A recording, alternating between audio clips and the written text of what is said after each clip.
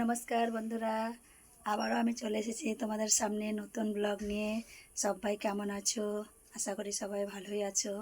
তো তোমাদেরকে আজকে আমি দেখাবো কিভাবে স্বাস্থ্যকর হেয়ার অয়েল তৈরি করা যায়। তো দেখতে থাকো। যেন যে জিনিসপত্রগুলো আমার লাগবে, যেগুলো সেগুলো আমি ম্যানেজ করি। তো এসো দেখতে থাকো। তো দেখো, আমি জবা ফুল তুলছি আর জবা ফুলের পাতা।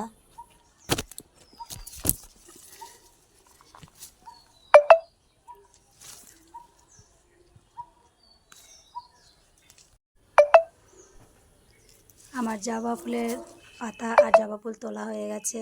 তো এই যে আমি এগুলো ম্যানেজ করেছি। চলো এগুলো এবার ভালোভাবে ধুয়ে নিই আর ছাড়িয়ে নিই। দেখো, জবা ফুলের পাতা, কারি পাতা, নারকেলের তেল, সব অ্যালোভেরা আছে, তারপরে কালো জিরা, মেথি, পেঁয়াজ, এগুলো সব ভালোভাবে আমি ধুয়ে নিয়ে জলটা শুকিয়ে নেব, তারপরে ছাড়িয়ে নেব। এই যে জবা ফুলের পাপড়িগুলো নেব আমি, আর কারি পাতা ভালো করে ধুয়ে নিলাম, ছাড়িয়ে নিলাম কারি পাতা। তারপরে এই যে একটা আমি ওভেনে টিনের বাটি বসিয়েছি। তো নারকেলের তেল, প্রথমে কারি পাতা, তারপরে একটু লাল হলে আমি জবা ফুলের পাতা আর জবা ফুলটা দিয়ে দেব। দেখো দিয়ে দিয়েছি। তারপরে একটু নাড়াচাড়া করব। একটু নাড়াচাড়া করার পর তারপরে আমি দিয়ে দেব পেঁয়াজগুলো দিয়ে দিচ্ছি। দেখো এই যে পেঁয়াজ দিলাম। তো পেঁয়াজটা যখন একটু লাল লাল ভাজা হবে, আমি নাড়াচাড়া করে লাল লাল করে ভেজে নেব। তারপরে দেখো আমি অ্যালোভেরাটা দেব। অ্যালোভেরাটা দেওয়ার পরপর সবগুলোই দিয়ে দেবো।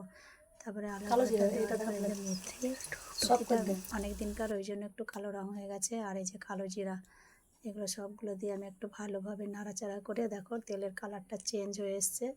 এই যে দেখেছো তো, পুরো একদম সবুজ কালার হয়ে গেছে।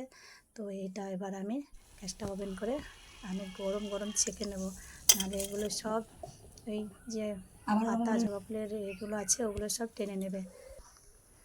দেখো আমি এই কাচের জারে স্টোর করে রাখবো, আমি স্টোর করে রেখেছি। তোমাদের ভিডিওটা কেমন লাগলো জানিও।